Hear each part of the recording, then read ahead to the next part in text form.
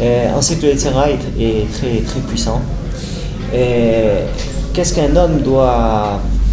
Qu'est-ce que vous conseillez? Qu'est-ce qu'un homme doit faire lorsque beaucoup de pépins lui arrivent, il lui arrive des tas d'épreuves, et que justement il a pris, imaginons qu'il a passé l'époque de Rosh Hashanah, Kippour, il a pris des décisions fermes d'être un bon juif, de suivre la Torah, et juste à ce moment-là, quoi, il a déjà eu des pépins avant. Alors on sait que Hachem, quand il envoie des épreuves, c'est ou pour nous réveiller, ou c'est parce que c'est par amour, etc. et tout. Mais quand même, l'homme, il a une limite qu'il peut supporter avant de désespérer.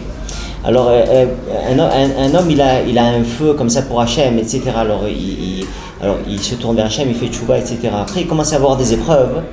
Et à un moment, les épreuves, des fois, on voit plus de fin. Et alors, le Yetzirah, il peut l'avoir à ce jeu-là. Attends, il peut diminuer son CDR au niveau de l'étude. Il peut avoir plein d'endroits où il peut tomber comme ça. Il peut s'énerver, il peut tout perdre. Alors qu'est-ce que vous conseillez pour justement pour casser, parce que Hachem il veut lui donner des avantages. Alors pour casser ce plan de Yetzirah pour avancer alors qu'il voit qu'il y a une chute qui va arriver, parce qu'il désespère, il voit de plus en plus d'épreuves alors qu'il devrait avoir des délivrances. Vous voyez ce que je veux dire? La question de Yehuda. Quelqu'un prend sur soi des décisions d'être un bon juif, d'avancer, et une avalanche de pépins lui tombe sur le crâne. Il se dit, si c'est comme ça, je vais tout lâcher. Comment faire pour ne pas tout lâcher et résister aux tentations du Yetzirah qui nous disent de déprimer? Il y a deux questions. Il y a comment ne pas lâcher et comment ne pas déprimer. Il y a deux solutions. Il y a deux mauvaises solutions. Ou bien, tu dis, si c'est comme ça, je reviens à ce que j'étais, et j'arrête de pratiquer Torah Mitzvot. Ou bien, je rentre en déprime. Je tiens bon, mais je suis malheureux comme tout. Il y a deux choses à faire. L'action rationnelle et l'action... Enfin, tout est rationnel, mais l'action plus que raison, et l'action rationnelle qui aura aussi un impact sur l'affectif. L'action rationnelle, elle est de comprendre que, Adraba, à plus forte raison, quand on voit que le Yetzirah, il se défoule et commence à vouloir nous faire tomber, c'est très bon signe.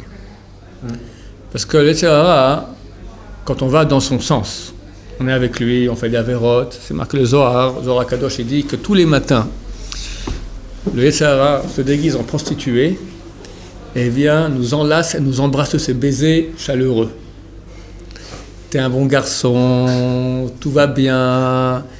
Je dis à Vérote, bon, ça va, je me comprends, on peut pas être sadique, tout ça, et tu vois qu'il y a des gens qui sont pires que toi. Il te cajole. Surtout, continue dans la même voie. Comme ça, il t'a eu. C'est-à-dire que le jour de la mort, ce même Yetzirah vient. Tu dis, c'est toi? Oui, c'est moi. Mais qu'est-ce que t'as? Tout qu'on voit un géant immense avec des yeux partout, avec le sabre. Enfin, c'est l'ange de la mort, d'accord? C'est le même. Yetzirah, il a 3 noms. Yetzirah, Satan et Malach HaMavet. Yetzirah, le penchant du mal. Satan, le Satan comme on dit en français. C'est pas bien de prononcer son nom, donc je dirais Sat, dorénavant. Et Malach HaMavet, l'ange de la mort. D'abord, il vient sur terre et il nous tente. Gili, allez. Puis, il est bon. C'est pas moi qui fais gili. C'est Miss Monde qui fait gili, d'accord?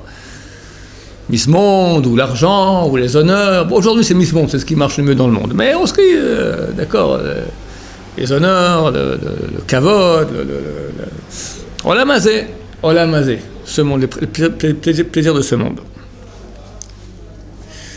Après, Sat, du mot lastin. Lastin signifie accusé. Il va dans le ciel, il dit, t'as vu celui-là? Il fait des péchés, Donc lui, il t'a encouragé, après il monte là-haut et il t'accuse.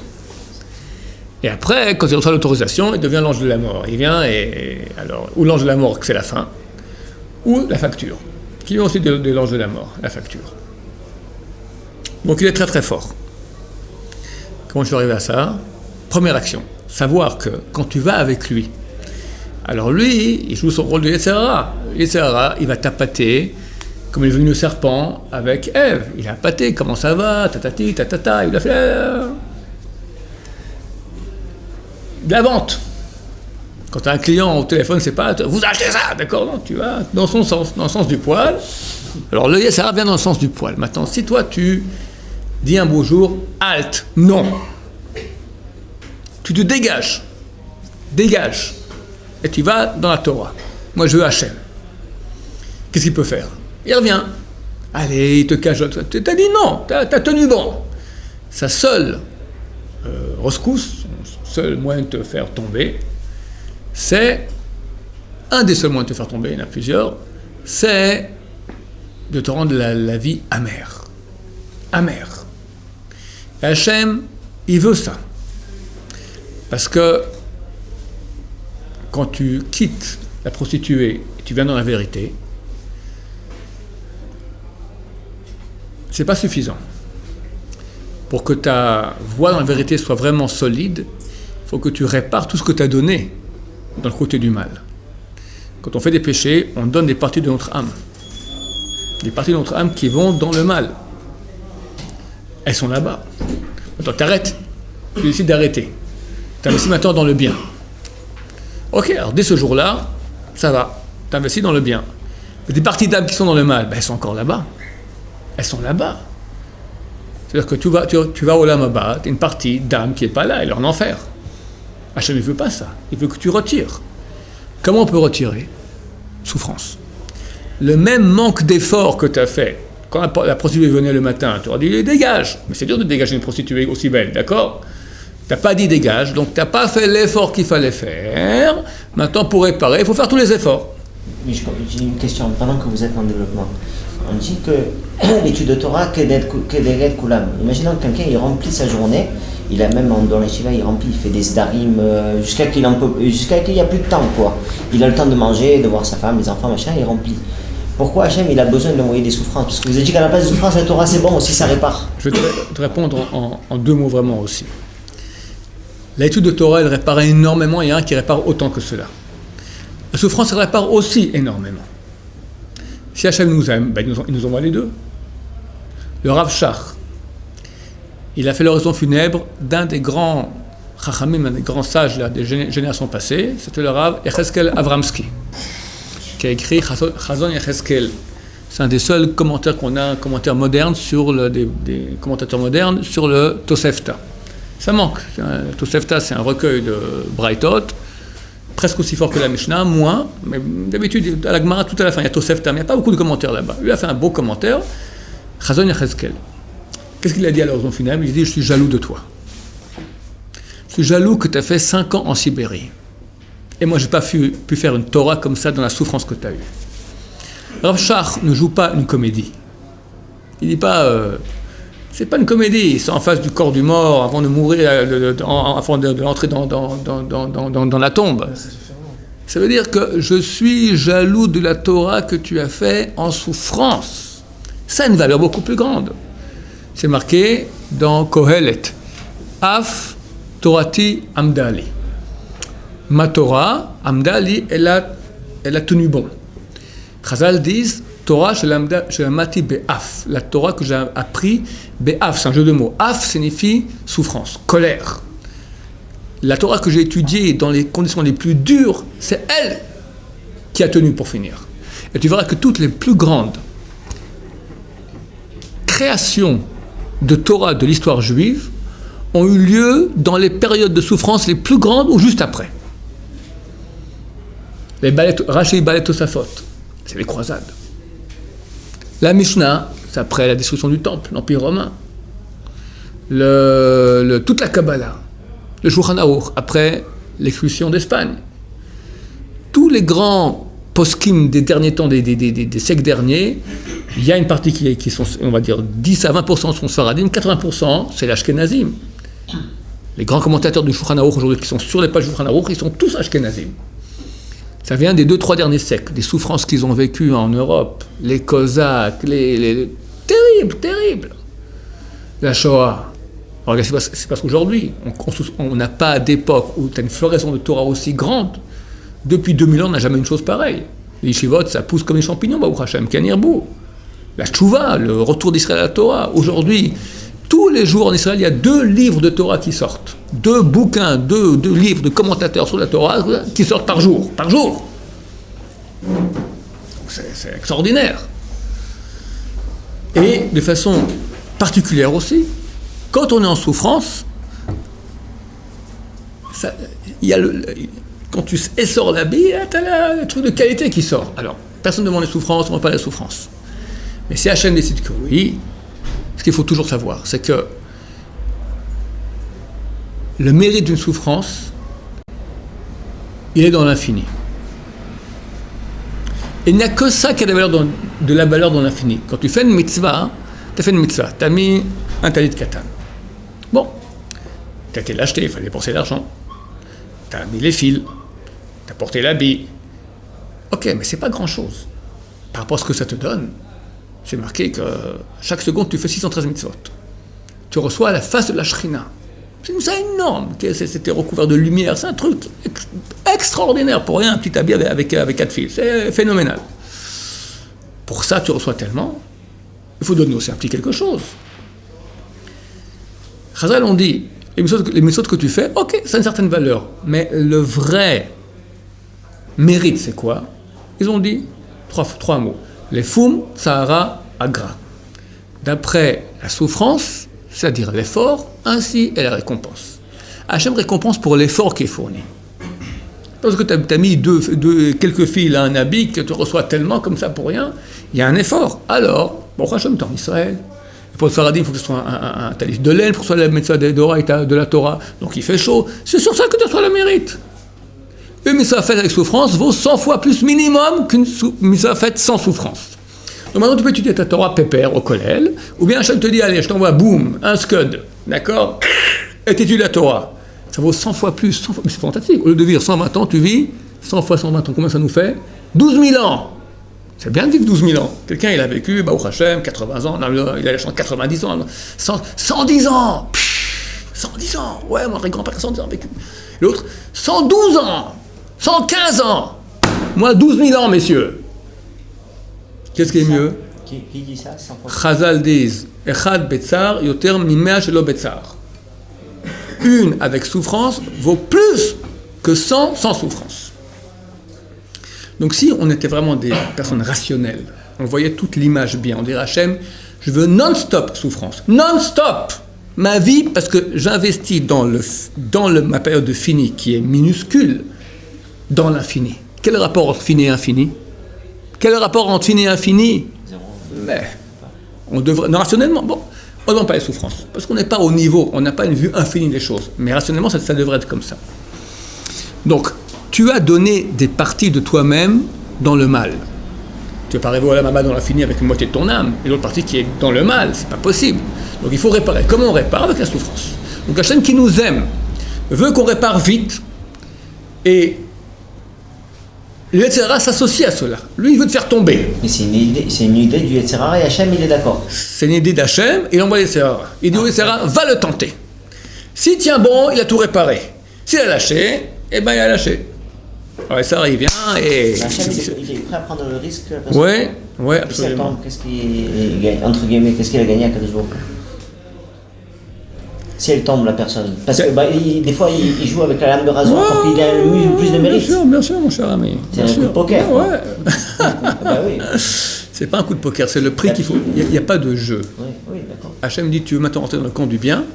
Ok, alors il faut réparer. Et ta façon de réparer maintenant, c'est la plus cool qu'il puisse y avoir. Sinon, il y a pire. Parce que tes souffrances, c'est quoi? Au Hachem, c'est pas une chimiothérapie.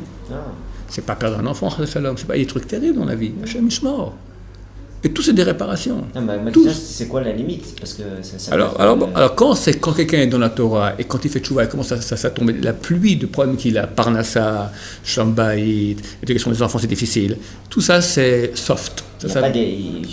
Un moment. Ouais. Tout ça, c'est soft. C'est soft. C'est pas encore le dur.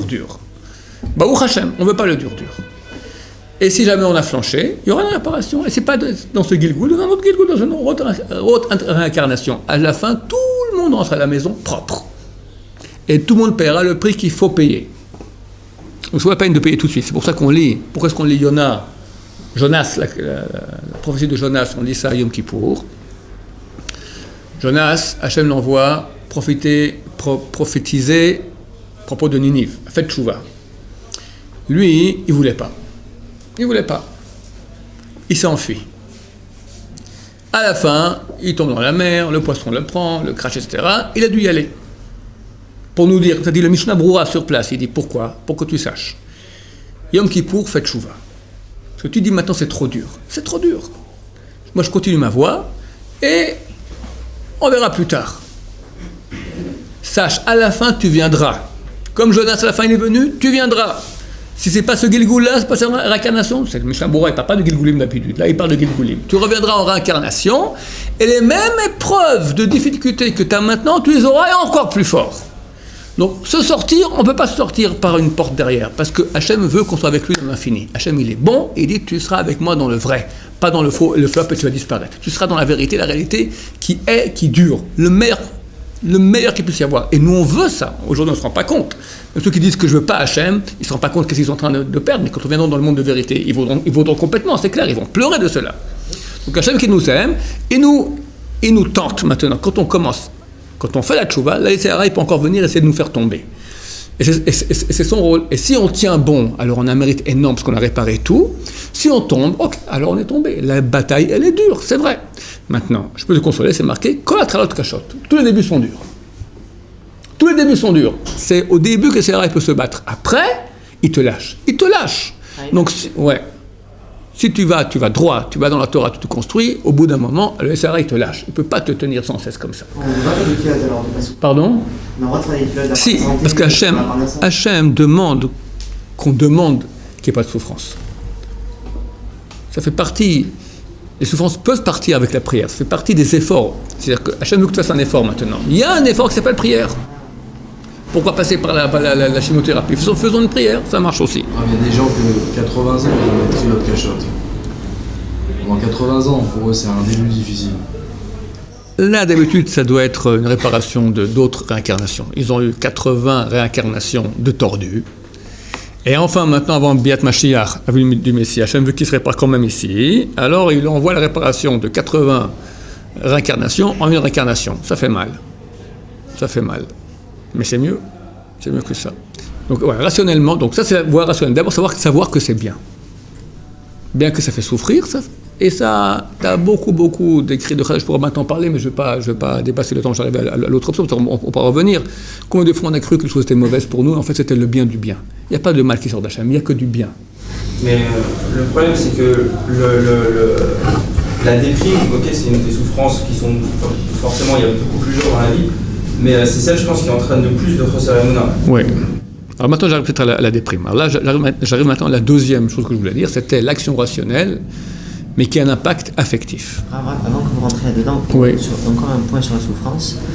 Les souffrances qui peuvent arriver à un père de famille, parce qu'un père de famille, ça résume bien, il y a sa femme et les enfants. Donc, si jamais, imaginons que la femme, elle ne veut pas jouer le jeu de la... je crois... on ne sait pas qu'est-ce qu'elle a dans la tête, mais peut-être que oui, mais disons qu'elle ne veut pas jouer le jeu de la tchouva, etc. Et tout. Est-ce que l'homme, il doit supporter des souffrances pour aider sa femme ? Est-ce que ça arrive, des choses comme ça ?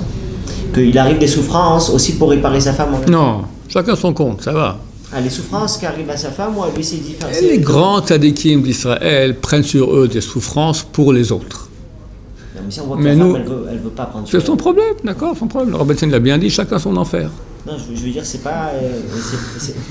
pas question, pas de problème. Voilà. Mais c'est pas parce que ma femme, elle fait pas une bracha à manger que je dois moi récupérer. Imaginons que la personne, elle veut que sa femme, elle se répare. Ouais. Et je parle pas forcément de moi, hein, mais elle veut pas.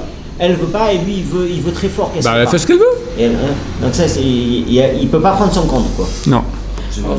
Pour Hachem, il a fait le procédé, comme vous avez dit, les guerres, et après il y a quelque chose de bien. Pourquoi toujours pourquoi cette chose-là ? C'est bizarre.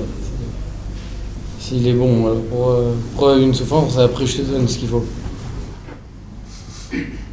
J'expliquais ça rapidement, j'essaie de leur expliquer. On te donne le bien, et si tu fais pas, alors on te donne du mauvais. Ça c'est chrétien. T'étais pas bien, alors on te tape. Chez nous on tape jamais. Chez nous on construit. Donc construire, c'est quoi?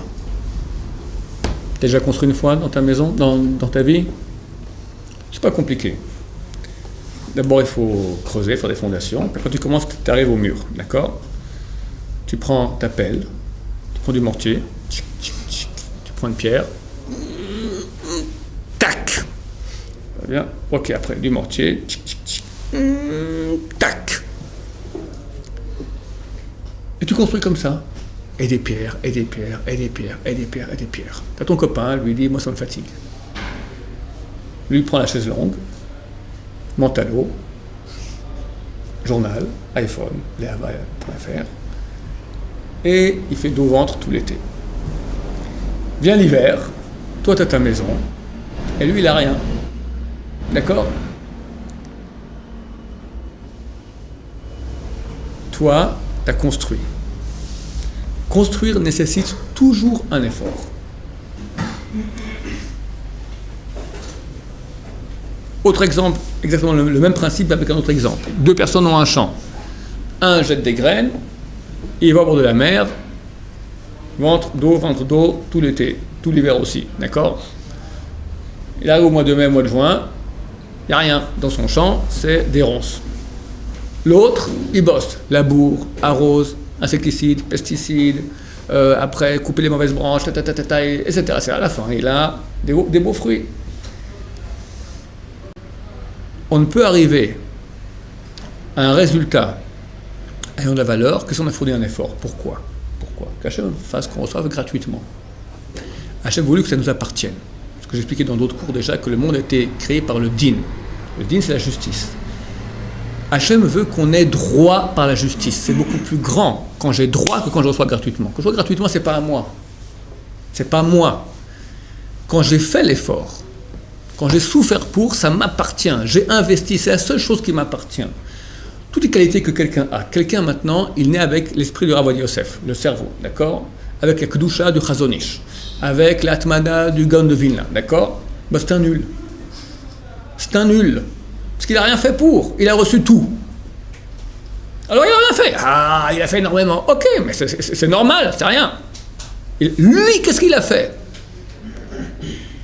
Au nom de quoi il peut exiger? Au nom de quoi toi et moi on peut exiger quelque chose? Dire j'ai droit. Une seule chose je peux exiger. J'ai sué pour. J'ai peiné. J'ai souffert. Là j'ai droit. Hachem qui veut nous donner très, très, très grand. Alors lui, il voit que des fois, si on va souffrir encore plus, on aura encore plus. Ce qu'on veut. Sinon, on viendra, on dira jamais, c'est dommage, tu m'aurais donné un peu plus de souffrance dans le monde fini, c'est tellement court. J'aurais eu droit à l'infini de toi. Je suis pas content. Tu m'as donné une vie pépère. Je voulais pas une vie pépère, je voulais une vie de souffrance. C'est-à-dire plus que cela. Avant de venir sur Terre, on sait déjà et on veut. Des fois, on a imploré Hachem, envoie-moi sur Terre, envoie-moi en Sibérie. Ouais, c'est pas toi et moi, il y en a qui ont voulu comme ça, des grands. Ils veulent de souffrance. Pourquoi? Pour arriver après à voir Hachem en fois des milliers. C'est quand même simple qu'on préfère investir dans l'infini, dans le fini qui est très petit, pendant une période de fini, et recevoir un résultat qui est infini. C'est logique. Donc qu'est-ce qu'on peut investir dans le fini? Qu'est-ce qui nous appartient? Que l'effort. C'est tout. Tout le reste nous est donné. C'est pour ça que Hachem nous donne après les guerres. C'est pour ça qu'Hachem, quand on a un effort, c'est une souffrance, il y a un résultat après, on reçoit. Et pour finir bien, on va finir tout de suite, mais finir sur ce point-là, d'accord, maintenant qu'on a une Shoah, que c'est pas de la souffrance, c'est l'infini qui rentre dans le fini, c'est complètement démentiel la souffrance de la Shoah. Alors qu'est-ce qui nous attend? L'infini dans ce monde du dévoilement d'Hachem, très prochainement, Bédrat Hachem, encore cette année. Ok? Ce qui nous attend.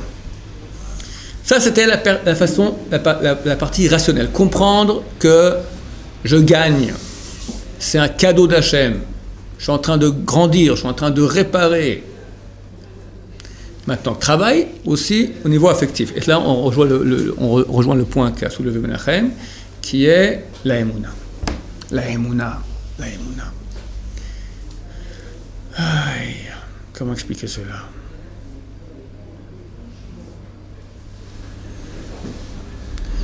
Rabbi Tzadok Shaul disait qu'il y a des gens qui servent Dieu par l'étude de Torah. Ça veut dire jour et nuit. Torah. Ils rêvent Torah. Il y en a qui servent Hachem par la prière. C'est des efforts de prière extraordinaires. Il y en a qui servent Hachem par la joie. Il a dit le plus dur des trois, par la joie. Le plus dur des trois. La joie, elle est un indice, un indicateur de la foi que tu as en Hachem. Quelqu'un qui a foi en Hachem, il est heureux. Quand tu es proche d'Hachem, tu es en fusion avec Hachem, quelque chose peut ne pas aller. C'est quoi foi? Comment on peut donner une définition de foi? Foi, croire. Croire quoi? Croire de façon totale, qu'Hachem m'aime. Beaucoup plus que je m'aime moi-même. Il m'a créé. Attends. Hachem a créé ce monde. Pour moi. Pour moi. Je vous le dis, je le répète, c'est marqué dans Mishnah Sanhedrin. Pourquoi est-ce que l'homme a été créé? Adam, pour que chacun puisse dire le monde entier a été créé pour moi. Il suffisait qu'une personne soit dans le monde. À l'origine, Adam, il rentrait dans la main. C'est terminé. On ne veut pas avoir tout ce qu'il y a eu des milliards de petits-fils, d'accord? Le monde valait la peine d'être créé pour un homme. Et cela est actuel. C'est-à-dire que le monde entier vaut la peine d'être créé pour moi. Combien je vaux aux yeux de Dieu? Combien on ne peut pas quantifier ça chez Hachem en tant qu'effort de pensée. Mais la science, elle gratte un tout petit peu, un millimètre superficiel, déjà, elle voit que c'est d'une profondeur. Rien que le corps de l'homme. Combien c'est complexe, combien c'est sophistiqué. Plus la science avance, plus elle voit que c'est encore plus, et encore plus. On avance toujours la science, on découvre des lois. On voit que le monde il est super complexe. Donc il y a une pensée énorme. Combien le monde il est grand, tout ça pour moi. Combien Hachem il m'aime. Le but du monde, regarde, Hachem il est infini. Le monde, on s'est fait 15 milliards d'années-lumière. Aucun esprit ne peut imaginer la grandeur du monde. Et ce monde-là n'est que le monde physique, c'est même pas un grain de sable par rapport au monde spirituel, qui sont des grains de sable par rapport à d'autres mondes qui sont, pour parler d'Hachem, qui est infini. Et ce grand infini vient et s'occupe de moi aujourd'hui, là, maintenant. J'ai besoin d'un petit truc, hop, j'ai reçu. C'est pas qu'il m'aime, il lâche tout pour moi. Mais si on pense à ça, on est plus heureux des hommes. Maintenant, non seulement il m'aime, deuxième chose, il a tous les pouvoirs. Comme dit le Chovot HaLevavot, tu as quelqu'un qui t'aime, il t'adore. Il aimerait t'aider, mais il ne peut pas t'aider. Tu es malade, lui c'est ton papa, il pleure, il ne peut pas te guérir. Tu as un autre, c'est le médecin. Il a le médicament que tu as besoin, mais il ne t'aime pas. Alors tu ne l'auras pas. Hachem, il m'aime et a tous les pouvoirs. Donc il peut tout. Il veut tout, il veut m'aider et il peut tout. De quoi je me soucie? Je dois encore me soucier de quelque chose? Des souffrances peut-être qu'on a réparées. Hein? Ok, souffrance, mais je suis dans les bras de Dieu. Je m'occupe de rien, je suis d'accord. Hachem, il m'aime. Je suis dans ses bras. Tout seul, Hachem. Hein? Quand on est dans la souffrance, Hachem, on est tout seul. Seul? Tu connais l'histoire, que quelqu'un allait à les traces, tu connais pas les traces? Au bord de la plage, il allait avec Hachem. Hachem le tenait par le bras comme ça. Et tout à coup, ça va très très mal. Il sent qu'Hachem n'est plus là. Et c'est dur. Et il marche, mais c'est dur. Il ne peut plus. À la fin, il dit Hachem. Là, maintenant, c'est un moment au moins que ça va mal que tu me quittes. Je lui dis, mais retourne-toi, regarde les traces. Tu vois là-bas, on était les deux. Il y a les grandes, les miennes, et les tiennes, les petites. Et là, dès que ça commence à aller mal, il n'y a plus que mes traces. Je t'ai pris dans mes bras. C'est plus toi qui marches, c'est moi qui t'ai pris. Maintenant, tu te plains. Hachem, il nous aime, on n'est jamais seul. Chas et shalom. Ça, c'est la déprime. C'est le travail que j'ai dit. La raison doit maintenant travailler notre émouna, l'affectif. se dire les paroles que je suis en train de dire, se les répéter. Et bien sûr que c'est dur. Ça peut venir naturellement. Hein? Ça peut venir naturellement. Naturellement, oui. La émouna peut venir naturellement. Ça se travaille. Tout se travaille. Tout se travaille. Tout se travaille. On n'est pas venu sur le monde pour recevoir en cadeau. On ne veut pas de cadeau. Ça vaut rien un cadeau. Le Zohar, il dit Hinam, c'est gratuit, c'est une klipa, c'est une force du mal. Ça s'appelle gratuit. Maintenant, le travail que je fais maintenant, que je te parle maintenant, ça c'est un travail de Emouna, c'est très très grand, c'est le plus beau travail du monde. Sentir qu'Hachem nous aime et nous protège, même dans la souffrance, c'est très très grand. Le Rav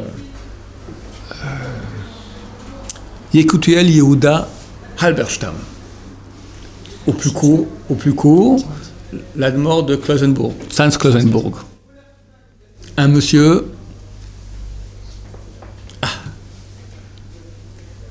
Si quelqu'un pouvait traduire en français le livre qui est écrit sur lui en hébreu, extraordinaire, extraordinaire. À l'âge d'environ entre 35 et 40 ans, il y a eu la Shoah. Il avait 11 enfants, une femme, tous sont morts. Il a vécu la Shoah, il a fait Auschwitz. Il s'en est sorti. Il est venu ici en Israël, il a créé tout le quartier qui est au nord de Netanya, Tzantz. Il est décédé en 1994. Le même jour où est décédée la femme de Rav Eliashiv. Un livre qui raconte comment il a vécu à Auschwitz. Extraordinaire, extraordinaire. Je peux répéter 1000 fois, je n'aurais pas fini. Phénoménal. Il arrive à Auschwitz, il reconnaît deux jeunes gens de chassidim. Il leur demande, est-ce que vous avez la foi qu'Hachem est ici aussi avec nous ici, là à Auschwitz? Ils ont dit oui. Vraiment? Oui. Eh bien vous sortirez d'ici. Et ils sont sortis d'Auschwitz. Dans Auschwitz, sentir qu'Hachem était avec nous. Et les gens qui ont vécu Auschwitz, ils ont dit, qui m'a dit ça? L'Admor, notre voisin, qui est décédé il y a 1 an et 2 mois, le Rav Menachem Klein, l'Admor de Ungevar. Il a écrit un livre qui s'appelle Pirsumei Nissa. Les Farsem, publier le miracle. Il raconte son histoire à lui dans la Shoah. Des gens ont dit qu'il n'y avait pas Hachem dans la Shoah. Bon, lui, il a fait Auschwitz. Et il raconte les miracles qu'il a vécus. Des miracles extraordinaires. Et tous te raconteront.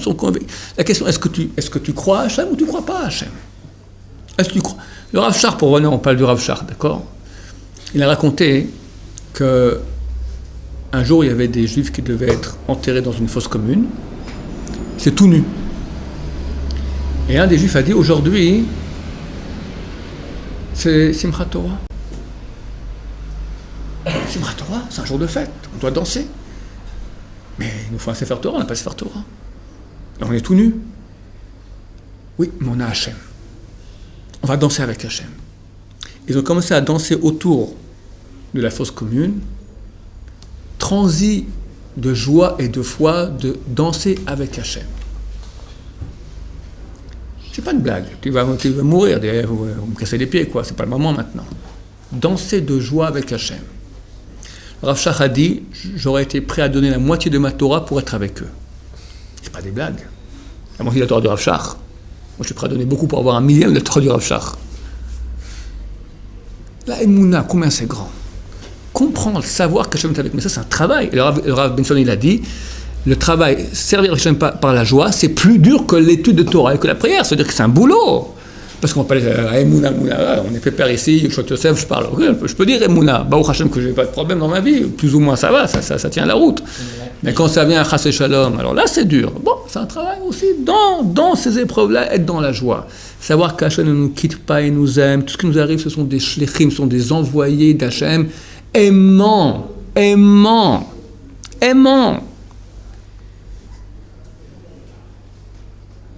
Ah, pourquoi ça ne va pas?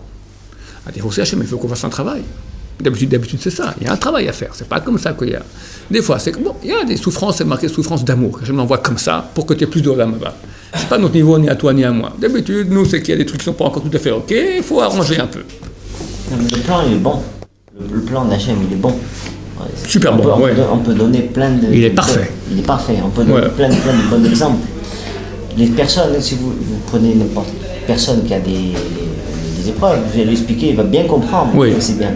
Mais jusqu'à quel point il va supporter? Ashava al-Alev, comme c'est dur de supporter, alors là, Ashava al-Alev, Vashevota al-Lev, Yadata Hayom, tu sauras aujourd'hui. Ce qu'on dit dans la Mouchaber 3 fois par jour, Yadata Hayom, tu sauras aujourd'hui. Vashevota al-Lev Avecha, tu ramèneras ton cœur, qu'Hachem ou Elohim, que l'Éternel, il est tout puissant, dans le ciel, dans la terre, partout.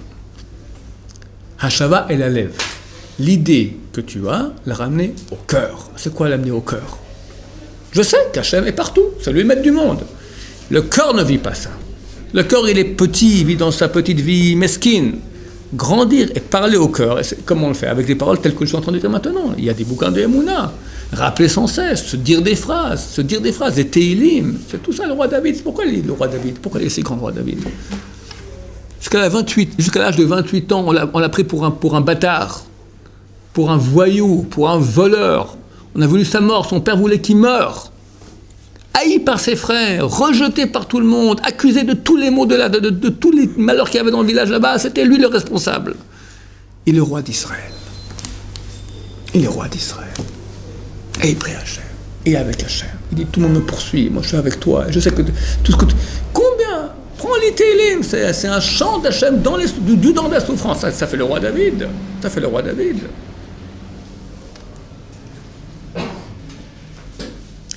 Que Dieu nous aide dans cette voie. Baruch Adonai, l'Oman V'Amen.